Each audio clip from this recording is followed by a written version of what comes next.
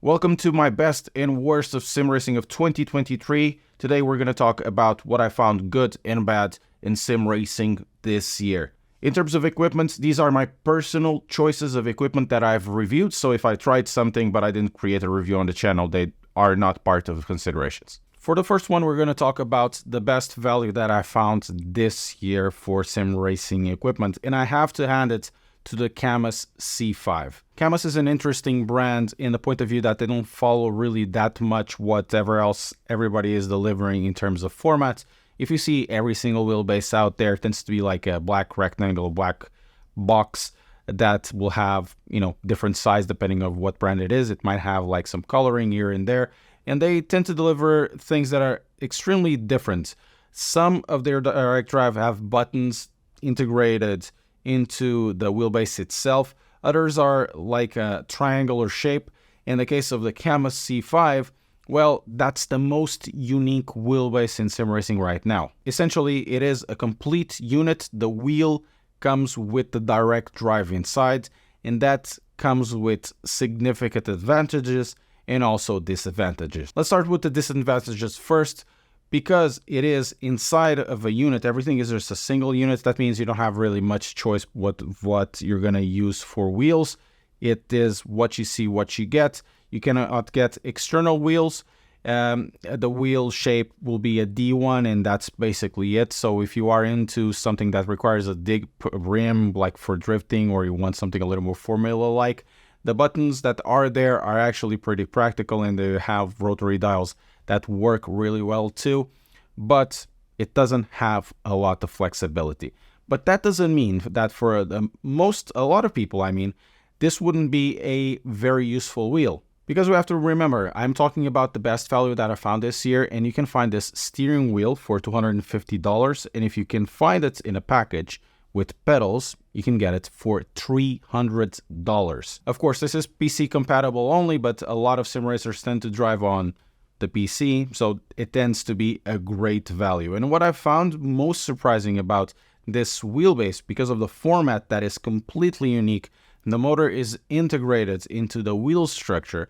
That means that the wheel is extremely efficient, not only in terms of size, but also in terms of torque delivery. So I compared it with a 5Nm CSL DD or a DD Pro in this case, and even though it says it's a C5, or it would have something like 5 Nm, like the C8 has 8, and the C12 or C15 will have 12 or 15.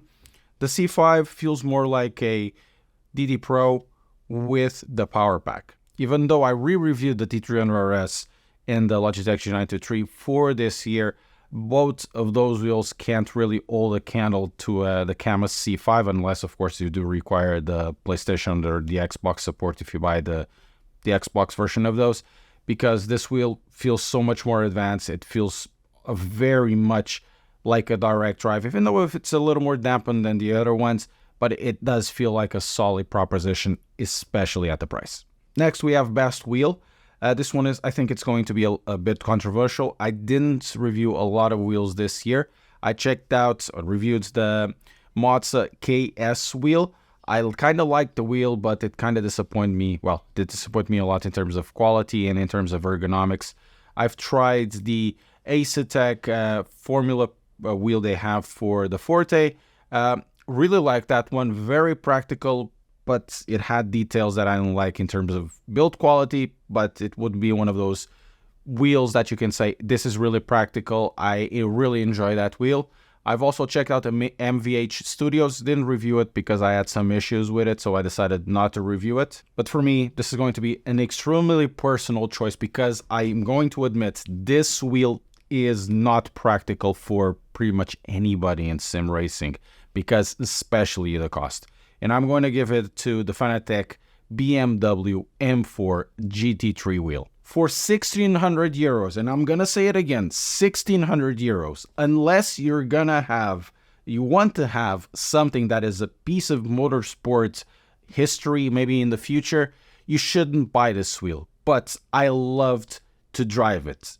I only had it for about a month or so, and every time I was driving that wheel with the DD1, I was just so happy with it, because it was the perfect type of ergonomics for my hands. I love the clickiness of those buttons. Those buttons were something else. Those shifters, the best shifters that I've tried. But for that price, once again, it's not really a solid proposition. You can go somewhere else and get something with more practicality. And I've tried some in Simracing Expo, but none of them brought the same type of smile on my face on using it. And every time I was going to the rig, oh, I'm going to use this, I love this wheel. None of them would get to that, even if it doesn't have all the functions like a screen or whatever. From the least rational choice this year to the most reasonable choice this year, let's talk about the wheelbases. Tried a few this year. I've reviewed the G93 and the T300 to see if it stand up to the test of time. In the beginning of the year, I thought as much that it would have, but as time goes by, Mazda and Fanatec and Camus started firing up shots and lowering the prices of direct drive. So whatever I said in the first 3 months of the year was totally wrong by basically May. And it was kind of interesting to see how the wheelbases have changed in terms of prices, especially for direct drives. Camus C5, best value of the year, of course. I've already given it an award, but it wasn't the best wheelbase.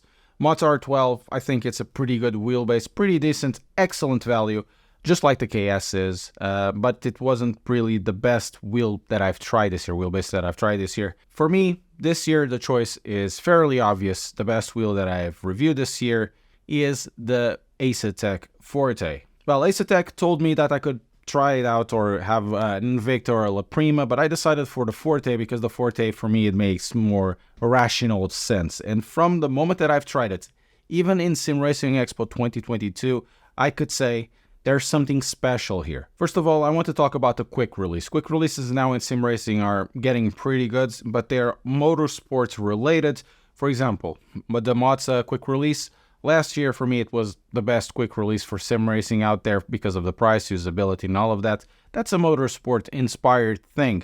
It comes with some advantages, some disadvantages. For sim racing is pretty good. The wheels tend to be quite stable. Fanatec went to a different way and did their own quick release, not motorsport inspired at all, and made it to be practical while still at the same time being extremely rigid. With that quick release system that they have, essentially if you have a wheel from any other brand that can go over USB, essentially you connect it to their QR, they have a USB-A dongle there connected, and it goes through a pass-through and you don't have any dangling wires anywhere. For the wheelbase itself, we have to remember that Fanatec has been only in the wheelbase business for 1 year. They've released the pedals first, but for the wheelbases, they only started selling them in the beginning of the year. And from what I've saw, from what I've tested, 10 months later in October, or did a review in October, I found out that they don't feel like they have been doing this for just under a year. It feels like an extremely mature experience. The force feedback is fantastic. It's really fast. It's a excellent wheelbase. It provides a really interesting signal.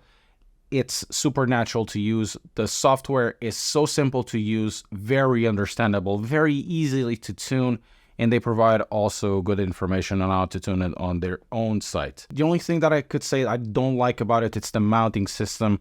I still think that the mounting system that allows you to connect to one of those wheel deck plates that are universal, there should be some sort of standard being used by everybody. That was, the only thing that I didn't really liked about it. I mean, it's excellent value, excellent software, and excellent force feedback.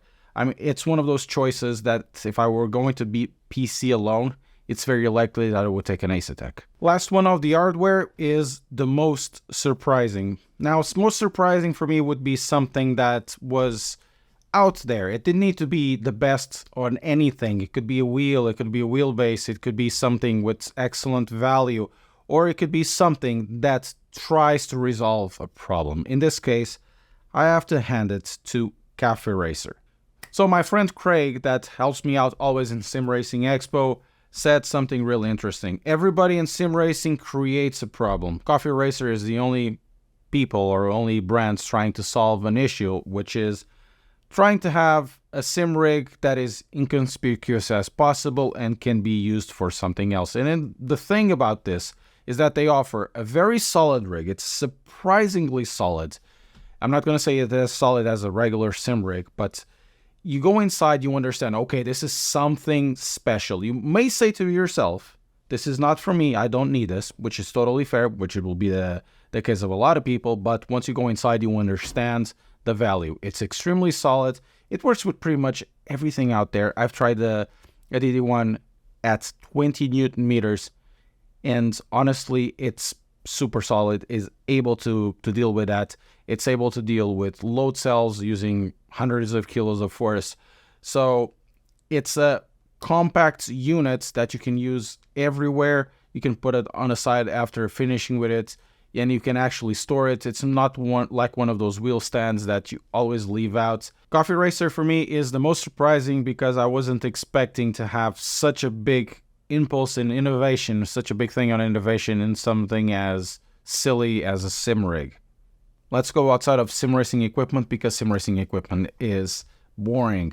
Let's talk about sim racing in itself, things that happen in sim racing. And I'm going to give it a standout. I'm going to give it one of the best things that happened in sim racing this year. Continues to be low fuel motorsports. This channel was basically built on the back of Assetto Corsa content, and I've driven a lot of Assetto Corsa, and over the last 3-4 weeks, a month or so, I've done dozens of races there, and it's becoming quite a popular platform for AC racing, and they are bringing a lot of drivers that normally do it on pubs or even in iRacing that only drive the MX-5s into this to experience this. It's still on alpha, but it was so positive, the reaction was so positive to it that I think it deserves a shout out. The next good thing that happened this year comes from a bunch of negative things that happened this year, and this would be IndyCar coming back to iRacing.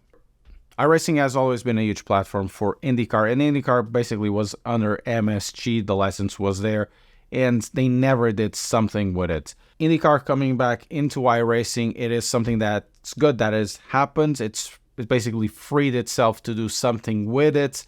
And finally, we're going to see some interesting IndyCar races or IndyCar named races in iRacing after a couple of years. But there are a bunch of situations this year that weren't as good as it could have been.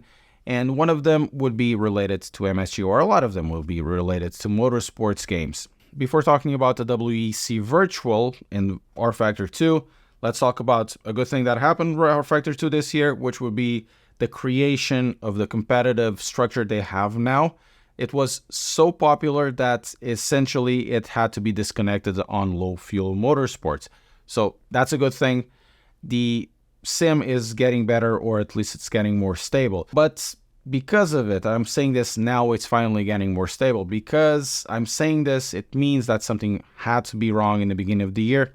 And this was the WEC Virtual. One of the most viewed events that happened in sim racing, with thousands and thousands of people watching the live stream, basically crashed and burned with the problem that rFactor 2 always had for a decade or so, which was the stability of the servers, the stability of the game. It was so bad that you have seen Max Verstappen say that it was, a bunch of amateurs, something like that, or even in a worse tone than this. And it created a big issue for motorsports games that essentially it didn't make their year much better at the end of the year. As 2023 went by, MSG went from loss to loss. They lost NASCAR, they lost BTCC, they lost IndyCar into iRacing, which is a plus in some ways, or actually in a lot of ways. And for me, the worst of all is that they had to restructure everything because of the huge failures that they had over the course of the last couple of years of not being able to create a game that people actually wanted. One of them continues to be rFactor 2, but of course it needs to be talked about with NASCAR Heat, which has been basically a train wreck since they launched it. And it culminated for me in the dissolution of Traction.gg. Traction for me was the best thing that MSG had. I don't really care about the games. Traction.gg, I think they brought a lot into sim racing news. They were extremely professional. They loved what they were doing. And essentially, it was the only good product they had. The last one for this year of things that are not so good, that has to be Fanatec. Fanatec this year has released a few interesting propositions. The Club Sport DD that I'm reviewing is actually pretty good. They have the rally module that is over there. It's also pretty good. Should be next year. I should be in doing the review. And they also decreased the price of this CSL DD to something that is reasonable for everybody to come into direct drive. So $399, pretty reasonable. This is where their problem started because, as you know, most of you would know that for the longest time, Fanatec didn't have stock in order. They got stock in order. They lowered the prices of their bundles. They changed warehouses, and this is where basically all of the problems start for them. So they're not able to fulfill, or weren't able to fulfill all the orders coming in, and with the change of warehouses, everything seems to be a mess. And if you ordered, it wouldn't be uncommon to get a 1 or 2 month delay on your order, which is, for me, not reasonable. But what was less reasonable even is lack of communication from Fanatec, of not being able to tell you what the hell was going on, how long it's going to take, because the warehouse wasn't telling them, and something was going wrong there, and the details kind of are meaningless, because at the end of the day, for the customer, it really only matters, do I have my information? Don't I have my information? What can I do with all the information that I got? Can I cancel my order? Can I not cancel my order? And with all of these issues they had on warehouse, it has also had an impact on their customer services, and it becomes another snowball. The customer service is already trying to fulfill orders, and more emails come in, and then it's an issue that becomes bigger and bigger and bigger. This is not the fault of the customer. This is basically on Fanatec alone to resolve. I was told that they are fulfilling 2 to 3 times more orders right now, but at the time, trying to fulfill orders that are from Christmas or even Black Friday, some of the orders are a month old or 2 months old. Well, it's not a good look for them. They really need to improve for 2024. On the topic of improving, this will be what I'm going to try to do, improve the channel. I won't be centering myself so much in the reviews of hardware.